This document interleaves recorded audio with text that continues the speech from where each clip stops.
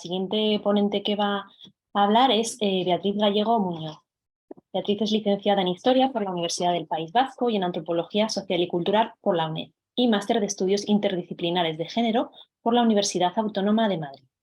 Comenzó su trayectoria profesional en proyectos divulgativos del patrimonio alavés, tanto con grupos escolares como con público diverso. Posteriormente, desarrolló diferentes proyectos de investigación de carácter etnográfico de temática variada localizados en Álava, Guipúzcoa y Madrid, basados en la recopilación y puesta en valor de la memoria oral. Forma parte del equipo del Labrit Patrimonio desde 2019, donde actualmente es responsable del área de consultoría. Beatriz, cuando quieras, te escuchamos. Muchas gracias.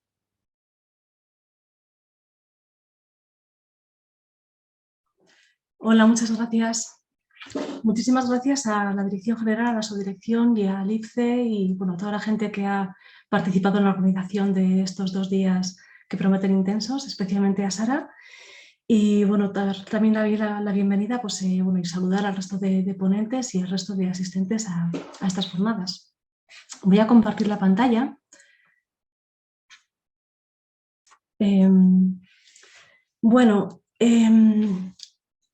La ponencia sobre la que voy a hablar es el turismo vinculado al patrimonio cultural inmaterial y la memoria como palanca para el desarrollo local. ¿Se ve? Vale. Teniendo en cuenta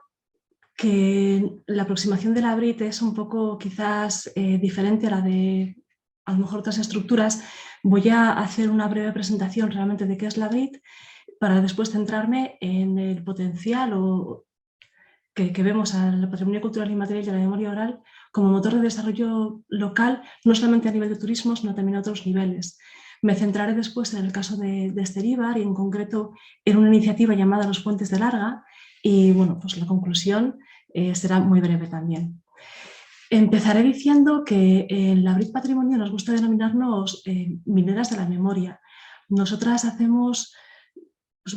somos un grupo multidisciplinar de unas 13, 14 personas aproximadamente, que lo que hacemos es centrarnos en la recopilación, salvaguarda y transmisión, tanto del patrimonio cultural inmaterial como de la memoria oral. Nosotras identificamos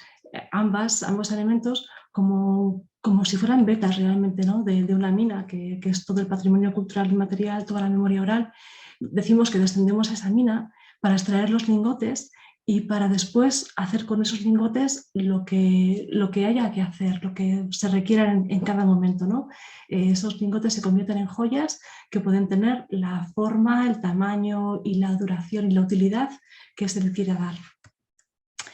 Somos una estructura empresarial del ámbito privado, somos una empresa pequeña, pero sí que es cierto que tenemos una vocación de servicio público de alguna manera. El tipo de proyectos en los que nos embarcamos, las alianzas que buscamos por el camino y sobre todo el deseo de llegar a un público general que empieza por el público local es de alguna manera lo que nos define. Y de hecho, esa es una de nuestras señas de identidad, ¿no? Nuestra aspiración es fortalecer el imaginario colectivo local desde la propia comunidad.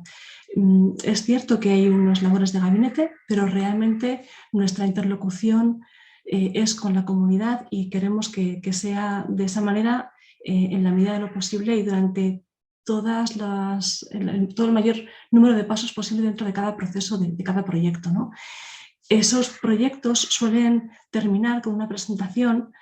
y después con un acompañamiento quizás en fases posteriores, porque consideramos también fundamental que haya una socialización de los resultados, que todo aquello que hagamos, ya sea un informe, ya sea cualquier tipo de estudio, finalmente no se quede en un cajón, sino que tenga una vocación de puesta en común de alguna forma, ¿no? y de puesta en conocimiento de la sociedad para a partir de ahí seguir construyendo. Sí, en la BRIT somos muy dados a las metáforas. De alguna manera, si hacemos una lectura desde la base hasta arriba, vemos que nuestra base es, como decíamos, esa recopilación sistemática de la memoria oral. Tenemos una metodología ya, llevamos varios años con ella, y la gestión de un patrimonio cultural inmaterial que se plasma después en un deseo de la salvaguarda de todo ese material para transmitirlo fundamentalmente no solo pero sí de una manera muy prioritaria a través de las pantallas, porque entendemos que también es el lenguaje actual. A través de esa transmisión podemos aplicarlo a diferentes ámbitos, tanto productivos como no productivos. Luego incidiré un poquito más en ello. Y uno de ellos es el turismo, que realmente es lo que nos ocupa hoy, ¿no? Como ejemplos de esa gestión de patrimonio cultural inmaterial, pues por ejemplo, realizamos preinventarios, inventarios de patrimonio cultural inmaterial. Algunos de ellos ya están terminados en estos casos, otros todavía estamos en ello. También realizamos planes directores, informes de declaración, BIC, de manifestaciones representativas de patrimonio cultural inmaterial, otro tipo de informes técnicos. Y fundamentalmente lo que hacemos también como una base, una piedra angular casi de nuestras líneas de actuación, es una recopilación sistemática de memoria oral. Nuestro buque insignia es un proyecto llamado Navarchivo, que aspira a la recopilación de los testimonios orales del 1% de la población de la Comunidad Foral de Navarra, pero ese mismo esquema lo hemos podido trasladar también a otro tipo de estructuras, ¿no? Pues a otro tipo de colectivos sociales, pues como puede ser el colectivo LGTBI+, o pueden ser peñas, o pueden ser otras entidades culturales. También al ámbito privado, por ejemplo, con esa recopilación de memoria oral y de patrimonio asociado a empresas, o incluso en el ámbito familiar con lo que sería el denominado bitagrama. Hasta ahora, digamos, estoy mencionando algunos de los lingotes, ¿no? Esos lingotes que hemos detectado y hemos extraído para su salvaguarda, para su conservación, en este caso, estamos también trasladándolos a otro tipo de formatos, como son las páginas web. Por ejemplo, en algunos casos, esta recopilación de memoria pues, se ha plasmado en unas páginas que pueden ser consultables para toda la ciudadanía. También producimos audiovisuales etnográficos y temáticos que tienen como fuente principal no solamente la memoria oral recopilada, sino también otros elementos de patrimonio cultural inmaterial que se han identificado y que además implican a la ciudadanía o sobre todo a los colectivos, a las comunidades locales en todas las fases del proceso, incluido pues, la aparición como extras, ¿no? Hay unas, bueno, hay unas recreaciones y es otra forma también de implicar a la comunidad. Hemos realizado también otro tipo de iniciativas de carácter más didáctico, divulgativo, por ejemplo, pues, por mencionar una, pero no sería el único caso, unos cuentos interactivos donde se partía de la oralidad, de cuentos, de leyendas recopiladas, y se les daba una visión más actual, tanto en el lenguaje como en el público, como incluso en el mensaje, con algunas licencias poéticas también en este caso, pero el objetivo era acercar esa oralidad a nuevos públicos, a públicos prelectores, y qué mejor que una imagen y que además pues bueno, sea animada y que combine pues, diferentes tipos de estímulo.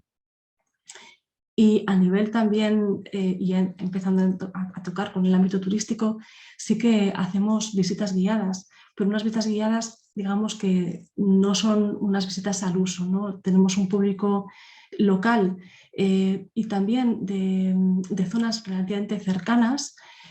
que están interesados en conocer unos aspectos sobre la cultura, sobre todo de Pamplona, pero también de otras áreas de Navarra, que se sale un poco de las rutas habituales, ¿no? De alguna manera ya se está apuntando con esta presentación que estoy haciendo cuáles son nuestros puntales y también cuál es nuestra filosofía. Nosotras vemos que a partir de estas áreas de conocimiento, las que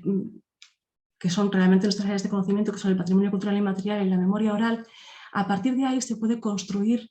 siempre de la mano de las comunidades y con el firme propósito también de que lo que se haga repercuta positivamente en esas comunidades, ¿no? Que sea una palanca para el desarrollo local. Voy a mencionar otro tipo de proyectos que hemos desarrollado y que no en todos los casos tienen que ver directamente con el turismo, pero sí que de alguna manera han tocado ese tema por la repercusión que han tenido. Uno de ellos, por ejemplo, es un proyecto que desarrollamos que era Memorias sobre raíles, que era a través de unos testimonios centrados en un antiguo ferrocarril que atravesó una comarca de Navarra hasta desde los años 20 hasta los años 60 del siglo XX, pues aplicar una aplicar una mirada a lo que ese ferrocarril supuso en las vidas de esas comunidades, de esos pueblos que atravesaba, especialmente en el caso de las mujeres. Con esos testimonios se elaboró una obra de teatro que después se representó de manera itinerante en aquellos pueblos que habían tenido un apeadero, habían tenido una estación mientras estuvo ese ferrocarril, y fue una iniciativa que no solamente fue muy gratificante para las propias localidades que vieron cómo eran pues, escenario para alojar esa obra de teatro, además puesta en marcha por un artista local y realizada por actores y por actrices que eran profesionales, sino que además generó en los pueblos de alrededor y en las comarcas cercanas significó poner la mirada en esas localidades que son pequeñas y que se convirtieron en un polo de atracción, aunque fuera puntual, pero fueron un polo de atracción desde el punto de vista cultural para unos públicos que generalmente no acceden a ellas. De una manera más reciente, ha habido otra iniciativa que hemos desarrollado en el Valle de Roncal, que pretendía poner en comunicación una generación actual, ¿no? Adolescentes actuales, con la generación de lo que serían sus abuelos, sus abuelas, para que esa transmisión en los elementos de patrimonio cultural inmaterial, que en muchos casos se ve interrumpida por diferentes factores, pero entre ellos también por un factor demográfico y de desplazamiento de la población, más pues unas herramientas que no siempre son utilizadas por ambas partes de ese arco temporal o genealógico, ¿no? Queríamos de alguna manera salvar esas distancias y se puso en marcha un proyecto que nació como algo local, con esa borta, con esa puerta típica del Valle de Roncal, pero que tiene visos también de convertirse en algo que puede aplicarse a otras zonas, y de hecho nos consta que ha generado expectación no solamente a nivel del territorio de Navarra, sino también en un espectro más global. Siguiendo en Roncal, en ese mismo valle, encontramos otro tipo de una iniciativa que se realizó hace tiempo, hace varios años, que fue una campaña comunicativa para la puesta en valor de un producto local por el cual el valle es muy conocido, que es el queso. Esta campaña se pudo realizar partiendo de ese imaginario local, de ese imaginario colectivo que se había identificado previamente tanto en el desarrollo del preinventario de patrimonio cultural inmaterial de Navarra como en la extracción de testimonios. Y de hecho, por supuesto, las localizaciones eran propias del lugar, la gente que intervino en esa campaña era gente local, y el acento realmente tenía pues, un acento muy específico de ese lugar, ¿no? Incluso para realizar el spot se recurrió a la variante de euskera que se hablaba en ese valle. Son unas miradas que ya se ve cómo exceden ese punto de vista externo para centrarse en cuál es el core de esa comunidad a todos los niveles. Y en este sentido también, por ejemplo, hemos realizado un acompañamiento en el desarrollo de marcas territoriales, como es el caso de Arraz-Baztán, otro valle hoy en día muy turístico, por cierto, muy conocido, hace años no tanto, donde había un interés por parte de los agentes locales y especialmente de los agentes económicos, de las pequeñas tiendas, de los pequeños comercios y negocios que había en el valle, por crear una identidad de valle en la que se reconocieran mutuamente pues, esas personas, esas comunidades y esos agentes que día a día conviven, ¿no? A otro nivel, también partiendo de una tarea de preinventario y de inventariado que se hizo en su día en una comarca de Extremadura, recientemente hemos elaborado una guía que pone el acento en el patrimonio inmaterial de una comarca que es muy conocida por otros elementos que tienen más que ver con sus recursos naturales, o que de hecho es un polo turístico de atracción turística, pero donde se había detectado por parte de las entidades locales además que frente a la representatividad de algunos elementos materiales de patrimonio arqueológico, de patrimonio arquitectónico y de ese patrimonio natural también inherente a la zona porque es un geoparque, pues el aspecto inmaterial quizás era menos conocido también porque era más invisible a todos los niveles, no había una guía como tal. Entonces, bueno, la labor de Labrit fue desarrollarla. Todavía no está consultable, pero en breve se espera que lo esté. Y también en un marco de un preinventario y un comienzo de inventario, si puede llamarse así, fue un proyecto también muy localizado para Castilla y León, centrado en las danzas de palos. Uno de los elementos que constituyeron el proyecto, después de identificar cuáles eran las danzas de palos que actualmente seguían constituyendo patrimonio inmaterial, de realizar una labor de campo, una manera de divulgar algunas de las conclusiones de ese estudio que se había realizado fue elaborar un folleto simplemente como ejercicio práctico de alguna forma para poner en evidencia cuáles podrían ser las utilidades de unos informes pues como los que estamos habituados a elaborar. En este caso era un folleto que por un lado hablaba de una serie de elementos característicos de las danzas de palos en general, de unos hilos conductores de alguna manera, de aquellos elementos que las hacen especialmente identificables, pero en la otra cara del folleto se especificaban danza por danza sobre una muestra de 8, pues cuáles eran las particularidades en cada caso.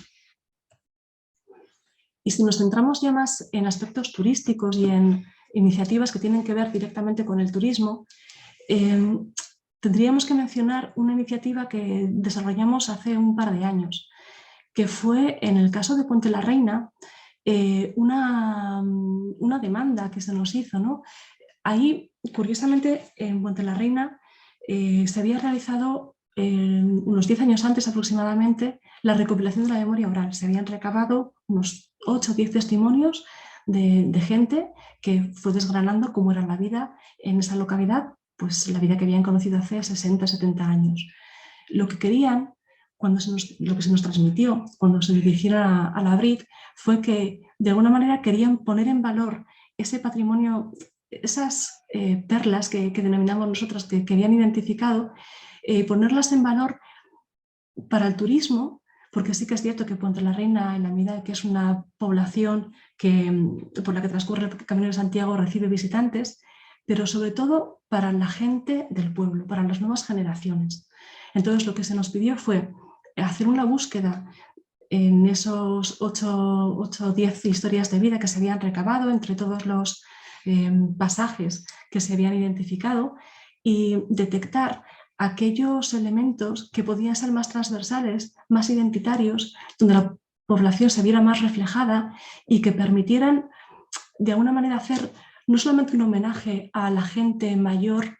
que había vivido otra Puente la Reina, sino afianzar de cara a las nuevas generaciones esos elementos identitarios, esa cultura local, ¿no? En este caso, después de hacer un cribado de ese material del que disponíamos, pues finalmente se eligieron 5 temas bastante transversales y bastante identitarios y muy relacionados con el patrimonio inmaterial, porque eran la oralidad, oficios, agricultura, etcétera, un total de 5, para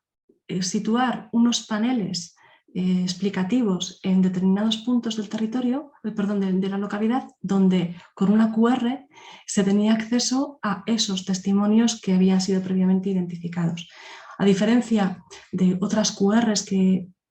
podemos ver y que de hecho consumimos, alguien ha dicho previamente, ¿no?, que todas somos en algún momento turistas, pues a diferencia quizás de otro tipo de iniciativas similares donde con una QR tú tienes acceso a una información, aquí la mayor diferencia y también el valor añadido es que aquella voz que tú estás escuchando te está contando de primera mano qué significado tiene esa plaza o ese paraje o esa hornacina en el pueblo. Y bueno, pues fue una iniciativa que la verdad que fue muy agradable y muy grata, y tuvimos muy buen feedback. Y en ese sentido, iniciativas de este tipo, que tienen una clara vocación turística, también permiten la creación de sinergias. Es el caso, por ejemplo, de las visitas virtuales a las cuevas de Arguedas. Arguedas es una localidad en la zona sur de Navarra, en las Bardenas, donde hasta hace 60 años había una parte importante de la población que vivía en cuevas. Cuando hace 60 años tuvieron que desplazarse a un barrio creado a tal efecto, las cuevas en algunos casos siguieron teniendo un uso, en otros casos se deterioraron, pero siguen formando parte de la identidad de Arguedas, y así lo sigue interpretando la gente en la actualidad, incluso,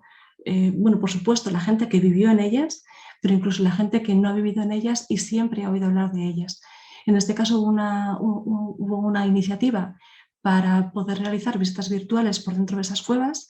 en la que se introdujo un elemento que eran las propias vivencias de esas personas o de algunas personas que habían vivido en ellas, y que permitían pues dar una idea de realmente cómo de similar o cómo de diferente podía ser vivir en una cueva en Arguedas respecto a vivir en cualquier otro tipo de casas. Ya digo, permitió la creación de una sinergia con otra empresa, y desde luego supuso un paso adelante a la hora de ver las cuevas como algo no solamente visitable, sino como algo también audible, con unas experiencias de primera mano. Bueno, hasta ahora es un paseo un poquito genérico por este tipo de productos que hemos desarrollado, porque donde nos querríamos centrar sería en el ámbito del turismo, que es lo que nos ocupa, ¿no? Y en este caso voy a mencionar una iniciativa que se denomina los Puentes de Larga. Los Puentes de Larga, aunque parezca un spoiler, pero bueno, realmente es un recorrido gamificado por 10 hitos que se ubican en un valle que se llama Esteríbar, que está muy cerquita de Pamplona. Realmente es un valle que une, digamos, Pamplona y el Pirineo, pues a través de uno de los múltiples valles, uno de ellos sería Esteríbar. Es una zona de una gran riqueza natural. Es una zona al mismo tiempo muy desconocida, quizás por la cercanía. No sé, es algo que se planteó, ¿no?, durante la realización de este estudio, pero teniendo en cuenta lo cerca que está, realmente recibe muy poquitos visitantes. Eso le ha permitido también pues mantener unos elementos muy propios, ¿no? Mantener esa idiosincrasia local de una manera bastante no sé, no podríamos decir impermeable porque no somos impermeables, pero sí que le ha permitido mantener algunos elementos que quizás en otras circunstancias hubieran sido más vulnerables, ¿no? Aún así sigue siendo una zona de paso, por ejemplo el Camino de Santiago transita por ahí, pero si últimamente se está poniendo en valor es desde este punto de vista de patrimonio natural y también de turismo experiencial, porque se presta mucho a la realización de deportes, de aventura, de turismo activo, etc. Nuestra incursión, que acabó llevándonos a realizar esa iniciativa que después pasaría a detallar, que es los Puentes de Larga, partió de unos antecedentes que tienen que ver también con esa mirada turística. Hacia 2018-2019 aproximadamente hubo un partenariado formado por dos valles al otro lado del Pirineo y por el Valle de Esteríbar, que lo que querían era poner en valor la riqueza patrimonial de esos territorios que están vertebrados por un bosque, por el bosque de Quinto Amarna, y de alguna manera, bueno, convertirse quizás,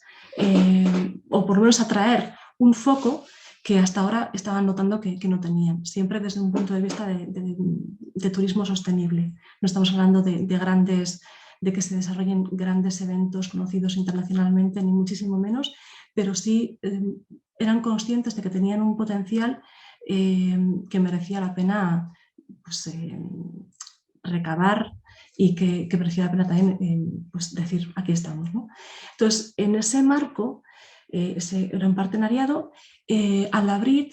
desde Esteribar, se le transmitió la necesidad de realizar un estudio sobre los recursos culturales del Valle, porque algo de lo que eran conscientes era de que incluso a nivel local había un desconocimiento de cuáles podían ser esos recursos. Y finalmente, bueno, y posteriormente habría una segunda fase que sería una puesta en valor de esos recursos, ¿no? Son esos dos informes, el grueso y el más fino, y bueno, realmente todo el camino que comenzó entonces y que casi de alguna manera llega hasta hoy, podría ir resumiéndose en eso, en cómo de lo más general se fue yendo a lo más particular. Esa primera fase que constituía el estudio sobre los recursos culturales del Valle se basó como paso previo en un recurso, en un vaciado de las fuentes. En este caso eran fuentes bibliográficas, eran fuentes orales, porque aproximadamente pues, la mitad de las localidades del Valle habían participado en su día en este proyecto Navarchivo que yo mencionaba al principio, de recuperación de la memoria oral, y teníamos unos 30 testimonios en total sobre cómo era la vida del Valle hace décadas, y nos habían arrojado un total de unos 1.800 pasartes, fragmentos, ¿no? En los que podíamos dividir cómo era aquella vida. Y también contábamos con ese preinventario de patrimonio cultural y material que se venía desarrollando en ese momento, aún no se había terminado, pero que se venía desarrollando en la Comunidad Foral de Navarra. En total, cruzando los datos arrojados por los 3 tipos de fuentes, teníamos 450 elementos en bruto que podían tener algún tipo de finalidad turística, pero evidentemente era un número inmenso, era inabordable, así que fue necesario realizar un cribado. Este cribado se realizó en base a una serie de criterios que tenían que ver con la geografía, pues que fueran realmente elementos accesibles, que estuvieran concretos, o sea, que pudieran identificarse de una manera concreta en un espacio, que fueran continuados en el tiempo, que no fuera, por ejemplo, una fiesta específica en un momento dado, sino que fuera algo transversal y con lo que se convive de una manera cotidiana, y sobre todo que fueran elementos representativos y que partieran de la identidad local. De esa manera se consiguieron centrar, digamos, 4 ejes fundamentales. Uno de ellos fue el río Arga como columna vertebral del valle, con todo lo que eso conlleva en cuanto a paisaje, pero también en cuanto a usos, a costumbres. Lo mismo con el bosque, ese bosque que yo citaba también al principio, que era una columna, bueno, un eje para los 3 valles, los 2 al otro lado del Pirineo y pues también dentro de tenía un peso importante, había tenido un peso y lo seguía teniendo en el imaginario colectivo, ¿no? Desde los usos y las prácticas tradicionales hasta el paisaje, hasta las nuevas utilidades actualmente desde el punto de vista de los nuevos recursos que puede generar, entre ellos los recursos turísticos, etc. La tradición oral también como un elemento transversal, el idioma, el euskera, la toponimia, las leyendas, toda esa riqueza que está ahí, pero que no siempre se conoce y que de hecho es muy difícil a día de hoy conseguir transmitir precisamente esa parte del patrimonio cultural inmaterial. Y luego los lugares emblemáticos, había una serie de lugares que se consideraban referenciales para todo el valle, ¿no? Una vez centrados estos pilares, estas piedras angulares, fue posible realizar pues, lo que serían las líneas de contenidos, que permitían, eje por eje, permitían condensar la información que habían arrojado las fuentes bibliográficas, los testimonios orales y las manifestaciones identificadas de patrimonio inmaterial.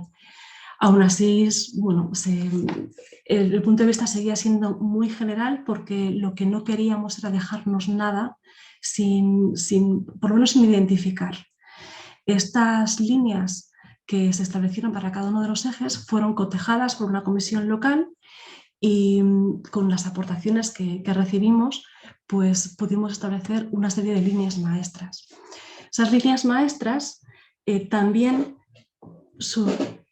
se llevaron, digamos, a otro foro, a otra mesa de validación, cuando ya habíamos conseguido centrar aproximadamente una serie de contenidos, de líneas argumentales. Se llevaron a una mesa en la que participaron diferentes agentes locales y con las aportaciones que surgieron en esa mesa es cuando empezó a materializarse lo que realmente sería esos puentes de larga. Pero aquí me voy a detener un momentito porque fue precisamente durante esa validación donde a partir de esas líneas maestras que habíamos identificado,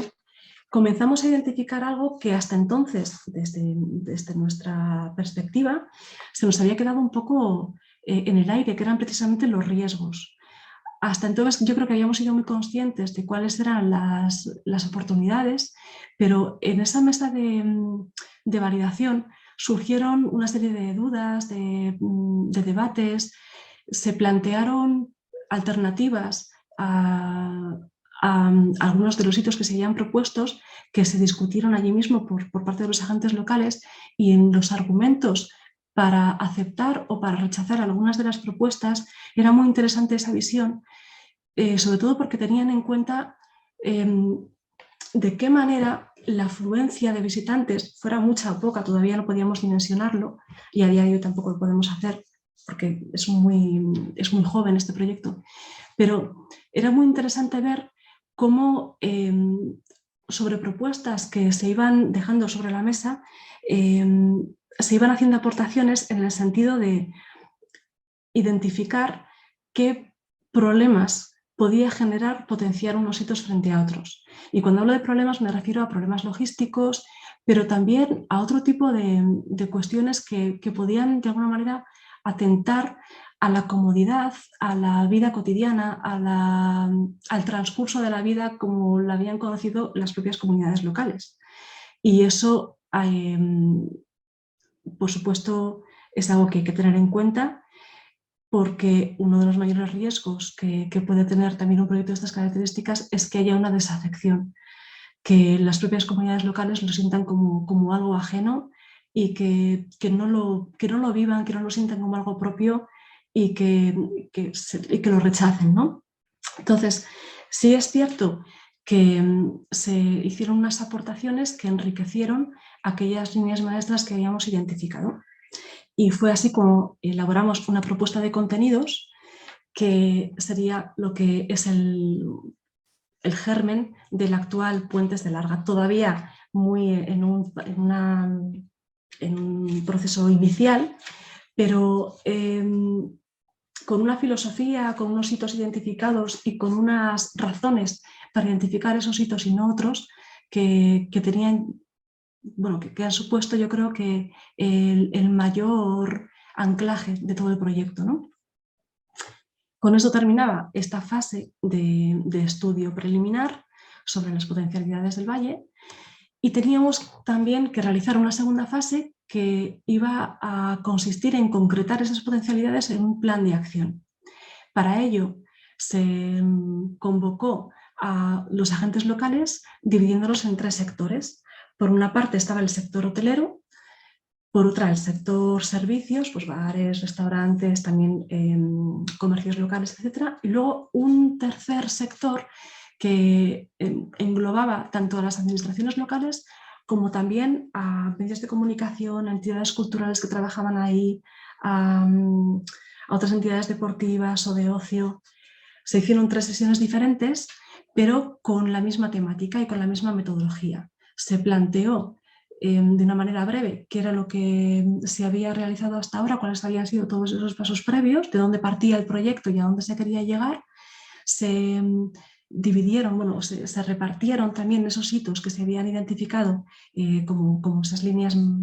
de contenidos y esas líneas ya con esa solvencia que nos había aportado el contraste en esa mesa de validación,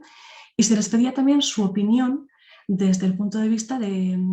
vecinas y vecinos de la localidad, de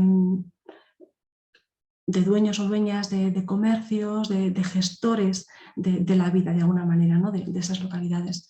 Se les pedía que analizaran esos hitos, que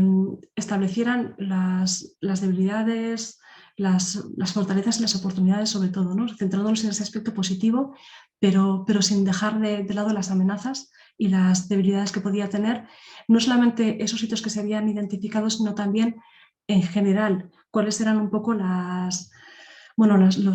ciertos lastres que podían entender que puede tener esa zona, pues entre todos los motivos por los que he comentado antes, ¿no? Quizás porque, bueno, pues por falta de población o por demasiada cercanía con Pamplona, etcétera, por una serie de motivos. Pero a nosotros nos permitía tener esa visión tanto general de ese termómetro un poco, ¿no? de cómo era Esteríbar y cómo de receptiva podía ser ese valle a una propuesta como la que se estaba realizando, y luego ya de una manera muy concreta, pues cuáles eran los matices o las aportaciones que se podían hacer a cada uno de esos hitos. Todo se recogió en un papelógrafo en cada una de las sesiones, y cuando ya se pudieron plasmar todas esas conclusiones que se habían extraído, se elaboró un plan de acción específico que incluía pues, diferentes líneas. Una de ellas era la información, porque se identificó de una manera muy clara que faltaba información. No solamente que no había información que dar a los visitantes, es que incluso había un desconocimiento por parte de la población de cuáles eran realmente sus recursos turísticos, ¿no? O sus recursos, si no turísticos, desde luego, incluso para ese, vamos a decir, consumo local de alguna manera, ¿no? También había, pues, se vio que había una demanda de rutas o que el tema de las rutas podía ser bien acogido, se buscaban sinergias, se buscaba también en otro tipo de acciones se demandaba una mejora en servicios respecto a los actuales. Entonces, bueno, se recogieron todas esas impresiones, todas esas conclusiones, y se estableció un semáforo en función de cuáles podían ser más urgentes, menos urgentes y más factibles, sobre todo en el marco del proyecto en el que estábamos, pero sin perder de vista que aquello era un buen termómetro para poner en comunicación a las entidades locales de cara a que más adelante se hicieran otras acciones. Hasta ahí terminó nuestra incursión inicial en Esteríbar. ¿Qué ocurrió? Que tanto la metodología como las conclusiones se entendió que podían ser aplicables desde ese mismo momento, ¿no? Se manejaron una serie de conceptos que estaban muy alineados con el proyecto inicial, pero también con lo que las entidades locales querían en ese momento para impulsar la vida económica y social del valle. Se hablaba de riqueza patrimonial a todos los niveles, de que era un valle por descubrir incluso para la gente local, de que la cercanía respecto a Pamplona sobre todo, pero también respecto a otras áreas, porque no está mal comunicada, pues podía ser un plus. Había una identificación emocional clara con los elementos que se habían perfilado para ese primer proyecto. Se veía también claramente que podía ser un destino accesible para diferentes públicos, independientemente de la edad, de la procedencia, del nivel adquisitivo, de si viajaban en soledad o en compañía, o de qué tipo de compañía, si era un público más familiar o si podía ser, pues no sé, cuadrillas o incluso pues, asociaciones que un día quisieran hacer una salida fuera de Pamplona o de otro lugar y tenían a dónde acudir, ¿no? Y dónde pasar el día. Entonces, Beatriz, perdona, te quedan un par de minutos, por favor. Vale. Todas estas fueron las percepciones que se recogieron, ¿no? Y fue así como llegamos al folleto de los puentes de Larga, que realmente es ese recorrido gamificado que recorre esos 10 puntos identificados previamente, pero que también permite poner el foco en otros que se quedan fuera de lo que es el recorrido, pero que forman parte de esa identidad local de Esteríbar. Por la parte, si recorriéramos ese recorrido, iríamos hito por hito a unos paneles donde nos informan de lo que podemos ver allí y también en las cercanías, y además se nos invita a recorrer, a sombrear una parte que aparece en ese propio panel hasta formar una silueta que, si la completamos, pues, bueno, pues tenemos el premio, una bolsa, ¿no? Realmente lo que nos ha permitido este proyecto es aflorar todo ese proceso de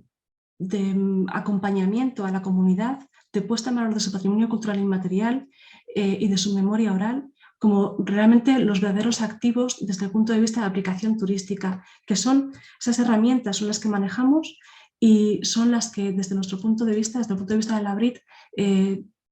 son perfectamente válidas para contribuir a esa riqueza cultural